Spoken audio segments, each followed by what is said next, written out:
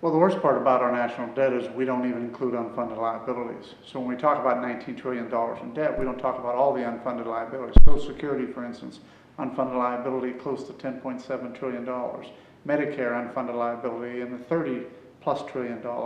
When you start to add up our national debt plus our unfunded liabilities, we're putting ourselves in a position where we're putting this debt on our children and grandchildren, and it's getting at an unsustainable rate.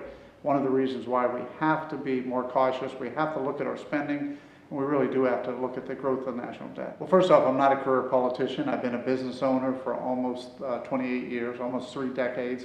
Started my own business at age 24. I was a CPA, owned and operated over 60 businesses, created over 1,500 jobs, employed over 3,000 people. I had to balance a lot of budgets and a lot of books. So before I came here, I had to live within the rules that Congress sets, but at the same time, I had to make things work.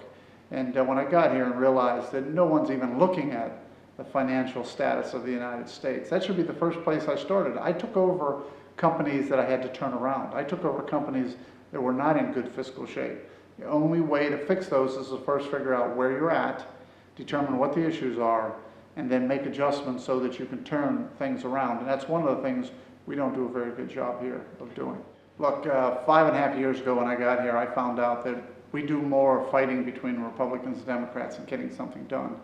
And I noticed that in one of my first hearings. So in that hearing, I actually realized that there were more discussions about how Republicans aren't doing their job and how Democrats weren't their job than just listening to the people. And we had witnesses that day. So I turned around and said at that point in time that what we really need to do is start working together. What we really need to do is start listening to our witnesses, listening to the people versus arguing between ourselves. And after that hearing, John Carney from Delaware came over to me and said, you know, I really appreciate what you said. I'd like to work with you. He and I had breakfast right after that, and we talked about ways we can work together. That breakfast now has turned into a breakfast every week with approximately 24 members, 12 or 13 Republicans, 12 or 13 Democrats. And what we do is we sit down and figure out how ways to work together to get some things accomplished. Our problems are not Republican or Democrat problems. Our problems are American problems. We need to be able to work together on those things. You know that's a radical concept, right? It is a radical concept here, but it's something that has to be done. And what you'll find in anything I do, you really have to bring both sides together. Otherwise, you're not going to get anything accomplished. But that's what we did in this resolution. One of the things that's very frustrating for me is, as we said earlier, we don't know where we're starting from.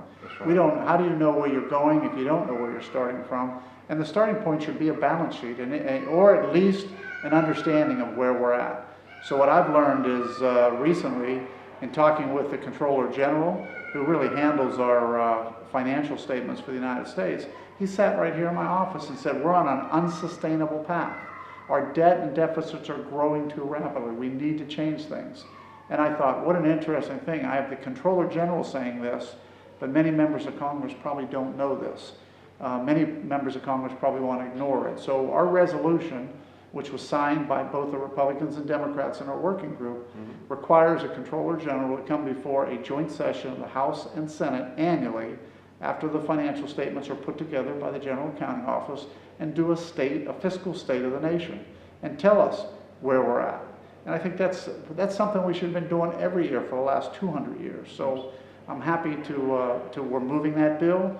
We're getting co-sponsors. It's a pretty simple thing, but it's also something we should have done a long time ago. You can't know where you're going if you don't know where you're starting. Because I also did a lot of work in bankruptcy, in the Toledo Bankruptcy Court with facilities that were bankrupt. And what I always found when I went in there, all those facilities, the first thing I would ask for was their financial statements, and none of them had it. And one of the reasons why I used to always say, you know the reason you're in bankruptcy?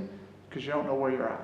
You don't know where you need to start from. So that's what we did. We put together financial statements, figured out where we're at, and then we move forward, which is something we should do here. And when we talk about financial statements here, getting back to the earlier part of the interview, it's not just the $19 trillion of debt. Right. You got to put all the debt down there. You got to put your assets too, and you got to make decisions on where you're going. Well, I think the answer to that is we need to make sure that Jane and John Doe out in the real world are making sure that they're holding their members of Congress and their senators accountable. They're making them explain what's the debt, what's the deficits, where are we at.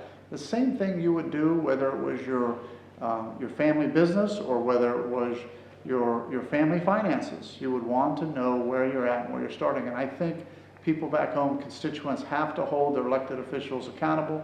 This resolution is a great way of doing it because it's going to require members to come to the address. And you know, I've heard people say, well, what happens if people don't come? Well, I think their constituents should be watching and say, hey, wait a minute, I didn't see my congressman or my senator in the audience. He must not really care about the fiscal state of the country.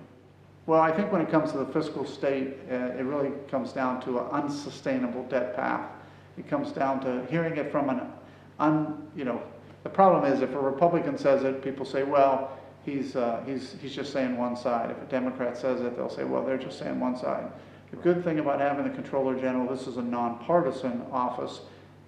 This individual, I think, holds the office for at least 10 or 15 years, and he also wants to get something accomplished. So, and he was actually appointed by Barack Obama. Yet he sat here and said, we're on an unsustainable path. That's what I liked. It's a way of seeing someone who's nonpartisan saying, we have to fix the system. How much time do we have left to get out in front of this? Well, look, I think we should have gotten out of it a long time ago. Budgets have been broken for years. Our fiscal, you know, keeping looking at our debts, looking at our deficits, looking at the growth of some of these things. This is something that every year that passes, it's going to be much harder to stop the process from going to an unsustainable level. And we're there now.